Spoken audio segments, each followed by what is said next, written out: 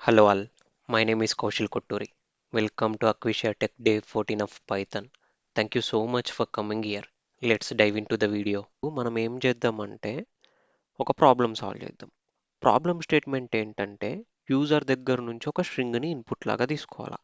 తీసుకొని అందులో ఎన్ని ఐటమ్స్ ఉన్నాయో ఆ నంబర్ని బయటకు అవుట్పుట్ లాగా పంపాలా. ఫర్ ఎగ్జాంపుల్ యూజర్ కౌశిల్ అనే స్ట్రింగ్ని ఇన్పుట్ లాగా ఇచ్చిండు అనుకుందాం. కౌశల్ అనే స్ట్రింగ్ని ఇన్పుట్ లాగా ఇచ్చిండు. అప్పుడు మనం ఏం చేయాలంటే ఈ స్ట్రింగ్లో ఎన్ని ఐటమ్స్ ఉన్నాయో ఆ నెంబర్ని బయటకు పంపాలా. ఇక్కడ ఎన్ని ఐటమ్స్ ఉన్నాయి? 1 2 3 4 5 6 7 7 ఐటమ్స్ ఉన్నాయి కదా. దీన్ని మనము అవుట్పుట్ లాగా ప్రింట్ చేయాలా. ఫర్ ఎగ్జాంపుల్ ఇప్పుడు యూజర్ ఏం చేసిండు? సుందర్ అనే దాన్ని ఇన్పుట్ లాగా ఇచ్చిండు. అప్పుడు మనం ఏం చేయాలా? ఇందులో ఎన్ని ఐటమ్స్ ఉన్నాయో కౌంట్ చేసి ఆ నంబర్ని మనం బయటకు పంపాలా. ఎలా? 1 2 3 4 5 6 ఈ సుందర్ అనే స్ట్రింగ్లో మొత్తం 6 ఐటమ్స్ ఉన్నాయి. సో మనం 6ని బయటకు ప్రింట్ చేస్తాం. ఇప్పుడు అట్లా కాకుండా యూజర్ కొంచెం డిఫరెంట్గా స్ట్రింగ్ ఇచ్చిండు. ఆ స్ట్రింగ్ ఏంటంటే ఫస్ట్ స్పేస్, ఆ తర్వాత ఆ తర్వాత 1 2 అని ఇచ్చిండు. రైట్.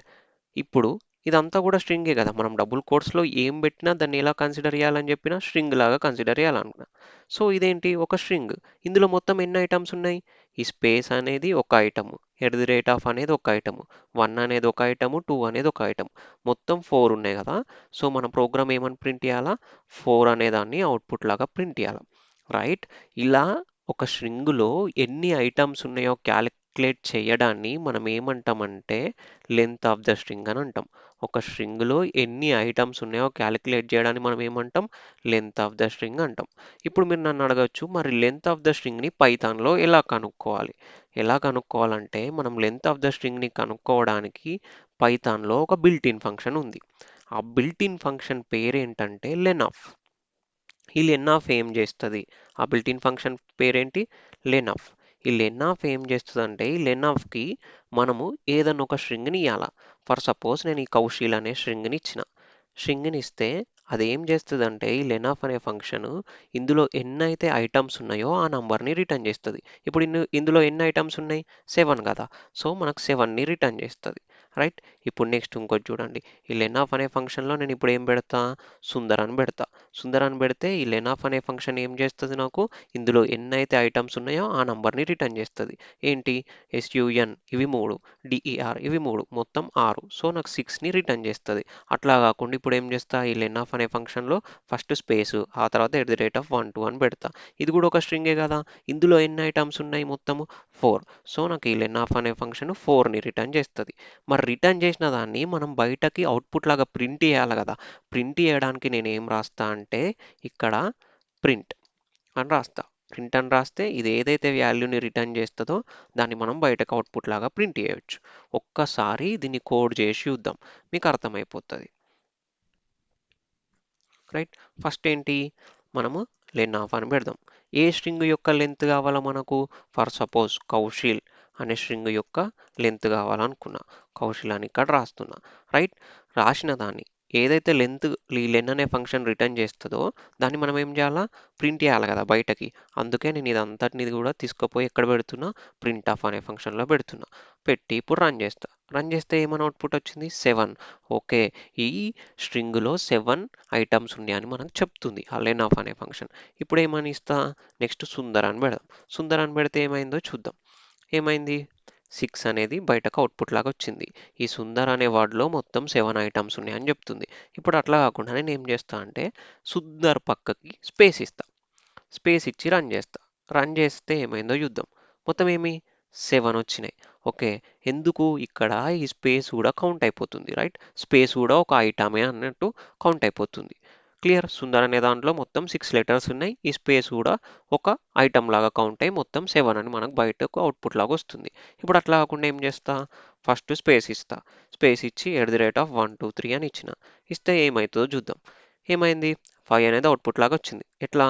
ఈ స్పేస్ అనేది ఒకటి, 2 1 2 3 ఇవి మొత్తం 3 కదా. మొత్తం కలిపి ఎంత అయినాయి? 5.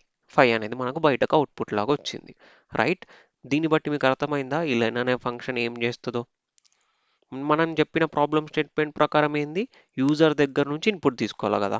సో యూజర్ దగ్గర నుంచి ఇన్పుట్ తీసుకోవాలంటే మనం ఏం చేయాలా? ఇన్పుట్ ఆఫ్ అనగానే ఏమవుతుంది? యూజర్ దగ్గర నుంచి మన ప్రోగ్రామ్ వాల్యూని యాక్సెప్ట్ చేస్తుంది. ఆ ఇచ్చిన స్ట్రింగ్ని మనం ఏదో ఒక వేరియబుల్లో స్టోర్ చేయాలి. స్టోర్ చేయకపోతే ఎగిరిపోతుంది కదా. సో స్టోర్ చేయడానికి నేను ఇక్కడ ఏమని పెట్టుకుంటున్నా, నేమ్ అనే వేరియబుల్కి ఈ ఇన్పుట్ని అసైన్ చేస్తున్నా. అసైన్ చేసినాం, అయిపోయింది. ఆ తర్వాత ఏం చేస్తాం, ప్రింట్ ఆఫ్. ప్రింట్ ఆఫ్ కంటే ఫస్ట్ మీకు ఇలా చెప్తే అర్థమవుతుంది, లెన్ ఆఫ్. లెన్ ఆఫ్. ఇప్పుడు మనం యూజర్ ఇచ్చిన ఇన్పుట్ ఎక్కడ స్టోర్ అయింది, ఈ నేమ్. ఈ లెన్ ఆఫ్ అనే ఫంక్షన్కి నేను ఏం చెప్తున్నా అంటే, ఇక్కడ నేమ్ అనే వేరియబుల్లో ఒక స్ట్రింగ్ స్టోర్ అయి ఉంది, ఆ స్ట్రింగ్ యొక్క లెంత్ కనుక్కో అని చెప్తున్నా. రైట్.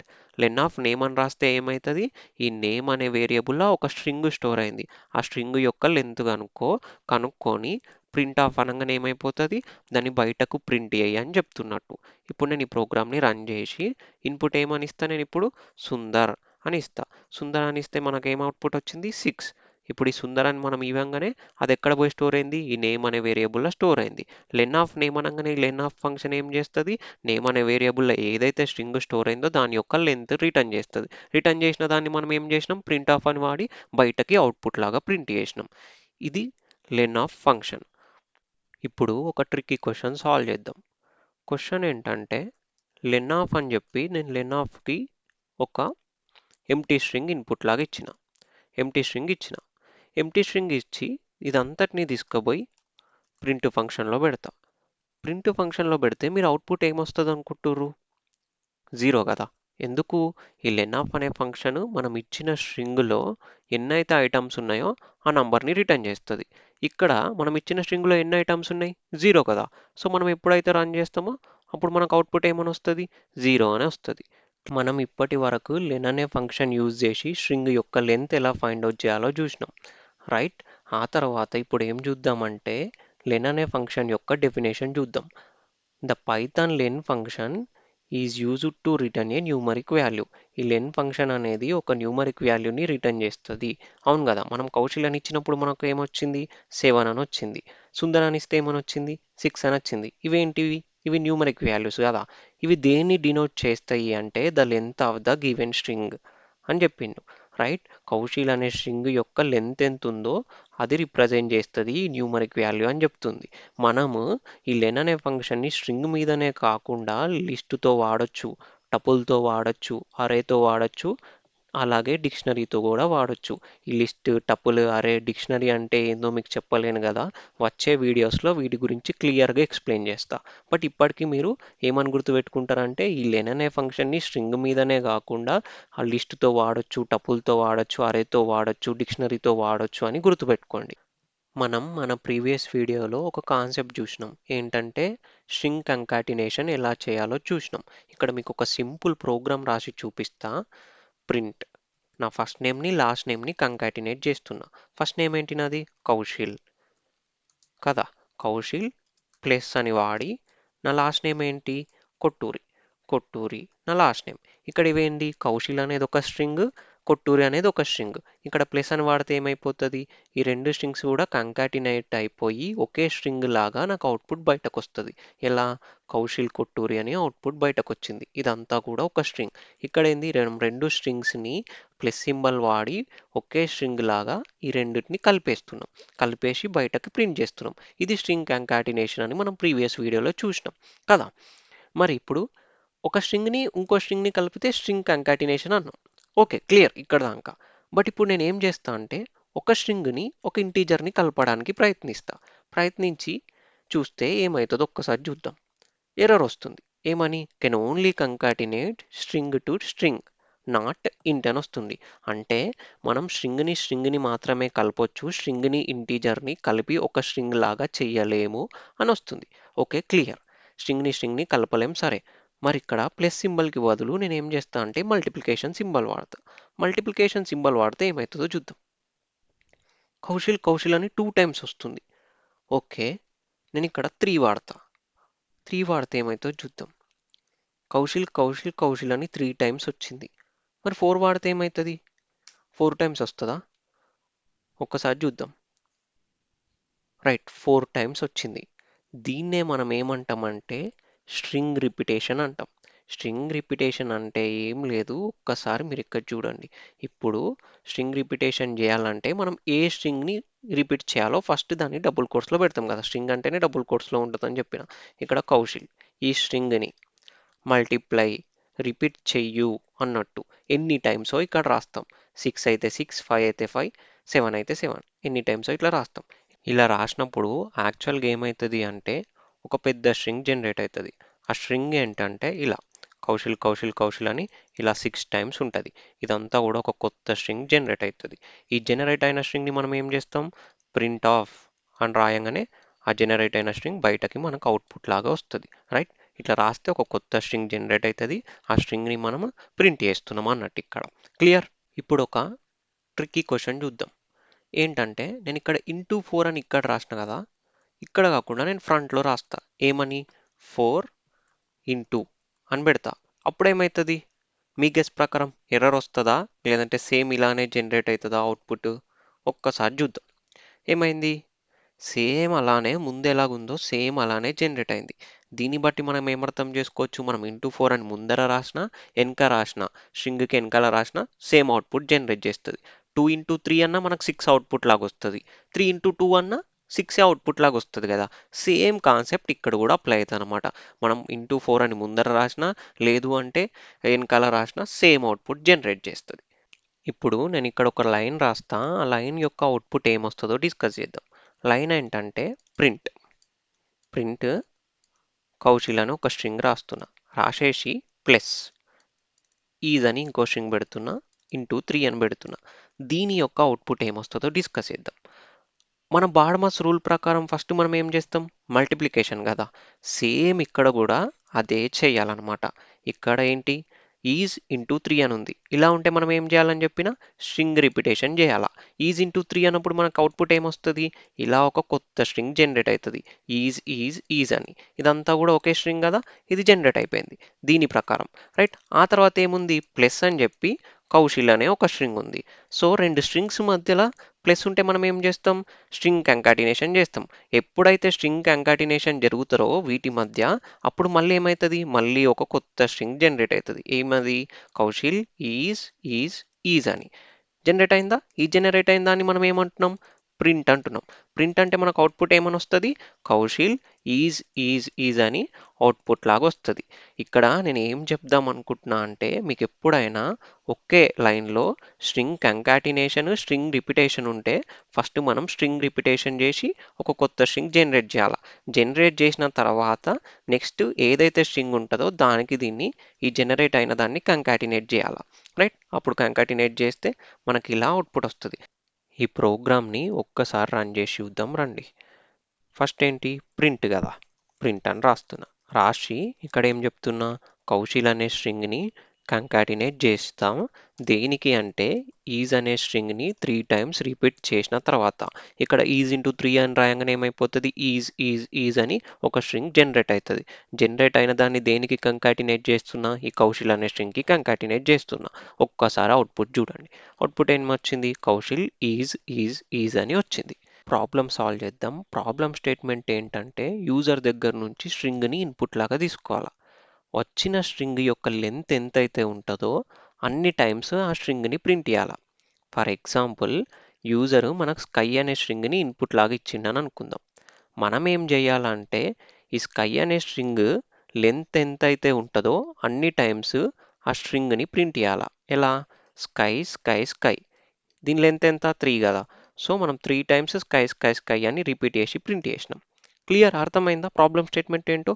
ఒక్కసారి దీనికి ప్రోగ్రామ్ రాద్దాం.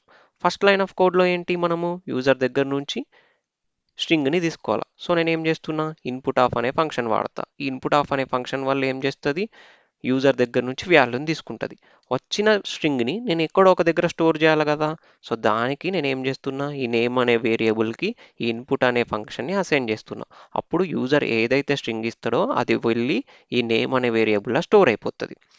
నెక్స్ట్ లైన్ ఏంటి, మనం దాని లెంత్ ఎంత ఉంటుందో అన్ని టైమ్స్ మనం రిపీట్ చేయాలి. సో మనం ఇక్కడ ఏం చేయాలా, దాని లెంత్ ఫైండ్ అవుట్ చేయాలి. యూజర్ ఇచ్చిన ఏదైతే స్ట్రింగ్ ఉందో దాని యొక్క లెంత్ ఫైండ్ అవుట్ చేయాలి. లెంత్ ఫైండ్ అవుట్ చేయడానికి మన దగ్గర బిల్ట్ ఇన్ ఫంక్షన్ ఏముంది, లెన్ ఆఫ్ కదా. లెన్ ఆఫ్ నేమ్. లెన్ ఆఫ్ నేమ్ అనగానే ఏమవుతుందంటే మనం ఏం చెప్తున్నట్టు అంటే, నేమ్ అనే వేరియబుల్లో ఒక స్ట్రింగ్ స్టోర్ అయి ఉంది, ఆ స్టోర్ అయిన దాని యొక్క లెంత్ ఇవ్వు అని చెప్తున్నాం. లెన్ ఆఫ్ ఏం చేస్తుంది, ఒక న్యూమరిక్ వాల్యూని రిటర్న్ చేస్తుంది. రిటర్న్ చేసిన దాన్ని మనం ఎక్కడో ఒక దగ్గర స్టోర్ చేయాలి కదా. ఎక్కడ స్టోర్ చేస్తున్నా, ఈ ఎస్ అనే వేరియబుల్లో స్టోర్ చేస్తున్నా. స్టోర్ చేసి ఆ తర్వాత నెక్స్ట్ ఏం చేస్తా, ప్రింట్ అని రాస్తా. ఏమి, ఈ నేమ్ అనే వేరియబుల్లా ఒక స్ట్రింగ్ స్టోర్ అయి ఉంది, దాన్ని ఎన్ని టైమ్స్ రిపీట్ చేయాలా, దాని లెంత్ ఎంత అయితే ఉంటుందో అన్ని టైమ్స్. లెంత్ ఎక్కడ స్టోర్ అవుతుందని చెప్పిన ఈ ఎస్ అనే వేరియబుల్లో ఎస్ అని రాస్తా. ఇలా రాసి ఎగ్జిక్యూట్ చేస్తే మనకు ఏదైతే ఇన్పుట్ ఇస్తామో దాని లెంత్ ఎన్నైతే ఉంటుందో అన్ని టైమ్స్ అది బయటకు అవుట్పుట్ లాగా వస్తుంది. ఒక్కసారి ఎగ్జిక్యూట్ చేసి చూద్దాం. క్లియర్? ఒకసారి ఏంటి, ఫస్ట్ మనం యూజర్ దగ్గర నుంచి ఒక స్ట్రింగ్ని యాక్సెప్ట్ చేయాలి కదా. సో దానికి ఇన్పుట్ అని వాడుతున్నా. వాడి వచ్చిన ఇన్పుట్ని నేను ఒక దగ్గర స్టోర్ చేయాలి కదా. సో దానికి నేను నేమ్ అనే వేరియబుల్కి అసైన్ చేస్తున్నా. అసైన్ చేసిన తర్వాత నెక్స్ట్ ఏంది, నేమ్ అనే వేరియబుల్లో ఏదైతే స్ట్రింగ్ ఉందో దాని యొక్క లెంత్ ఫైండ్ అవుట్ చేయాలి. ఫైండ్ అవుట్ చేసి దాన్ని ఎస్ అనే వేరియబుల్కి అసైన్ చేసిన. అసైన్ చేసిన తర్వాత మనం ఏం చేయాలా, ఆ స్ట్రింగ్ని అన్ని టైమ్స్ ప్రింట్ చేయాలి. సో నేమ్ అనే వేరియబుల్ ఏదైతే స్ట్రింగ్ ఉందో దాన్ని రిపీట్ చేయి ఎన్నిసార్లు అంటే ఎస్ అనే వేరియబుల్లో దాని యొక్క లెంత్ స్టోర్ అయ్యి ఉంది అని చెప్తున్నాం.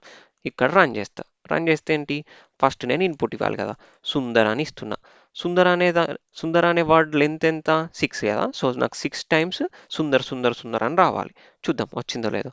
First time, second time, third time, fourth time, fifth time, sixth time, 6 times వచ్చింది సుందర్ సుందర్ అని. ఇప్పుడు అట్లా కాకుండా నేను ఏం చేస్తా అంటే సుందర్ అని స్పేస్ ఇస్తా.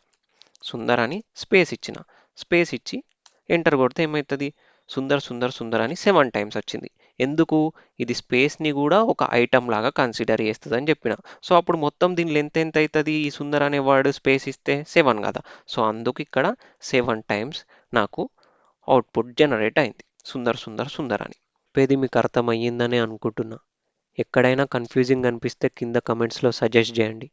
ఎలా చెప్తే ఇంకా ఎఫెక్టివ్గా మీకు అర్థమవుతుందో అని. వాటిని మేము పక్కాగా ఇంప్లిమెంట్ చేస్తాం. మా ఎయిమ్ ఏంటంటే అసలు ఏ బేసిక్ ప్రోగ్రామింగ్ నాలెడ్జ్ లేని వాళ్ళకు కూడా మేము చెప్పేది అర్థం అవ్వాలి. Thank you so much for trusting us. కింద డిస్క్రిప్షన్లో డైలీ ప్రాక్టీస్ టెస్ట్ లింక్ ఉంటుంది. ఒక్కసారి వెళ్ళి అటెంప్ట్ చేయండి. కలుద్దాం రేపు.